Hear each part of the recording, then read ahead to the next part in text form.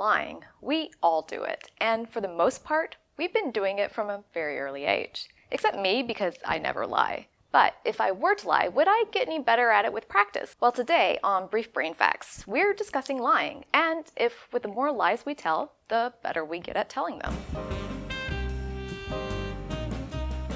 Lying is clearly a widespread phenomenon. Whether we want to avoid conflict by not telling someone how we actually feel about them, or we just want to benefit ourselves by lying on a tax return, don't do it. We tell lies for a variety of reasons. We begin doing it pretty much as soon as we have a grasp on language. As we get older, we become better at lying. Children older than 2 have been shown to be much better liars, and by the time we reach adulthood, we have a solid grasp on deceiving others. However, research looking at deception by lying has shown that telling lies may be resource intensive. This means that we use our cognitive and emotional resources, things like memory and concentration, to maintain a lie. Regarding human cognition, providing deceptive responses have been attributed to increased response times and higher number of errors compared to when truthful responses were provided. Also, research supports an emotional component, in that telling lies creates a mental conflict between the lie and the truth, thereby creating anxiety. Some research has shown increased amygdala activation, an area of the brain associated with emotion, when lies were told. Thus, researchers argue that the more cognitive and emotional resources we use, presumably the worse we would get over time in remembering, maintaining, and telling lies. However, more recent research doesn't support this premise. In fact, the exact opposite has been seen. While early research suggests that the depletion of cognitive resources when lying was practice resistant, this doesn't seem to be the case when people practice. Honestly, I'm not trying to tell anyone how to be better liars. I'm just giving you information, so I absolve myself from any responsibility.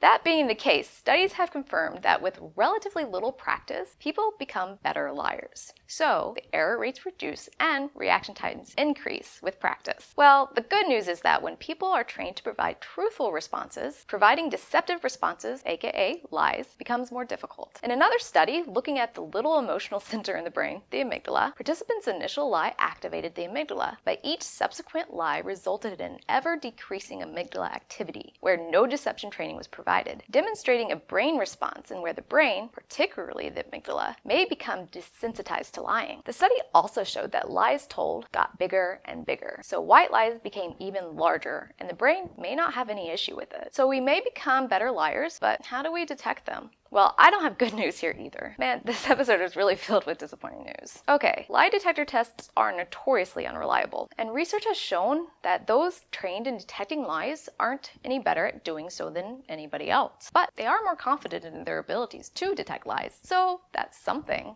The research supports the claim that the more we lie, the easier lying becomes. So, our brief brain facts parting words to you is to always be an advocate for the truth. As an infamous TV doctor repeatedly said, everybody lies, so our goal should be to lie a bit less. By the way, you look fantastic today. So, what's a white lie you've told? Leave a comment below. If you liked what you saw, please subscribe to our channel and make sure to hit that like button. As always, thank you for watching.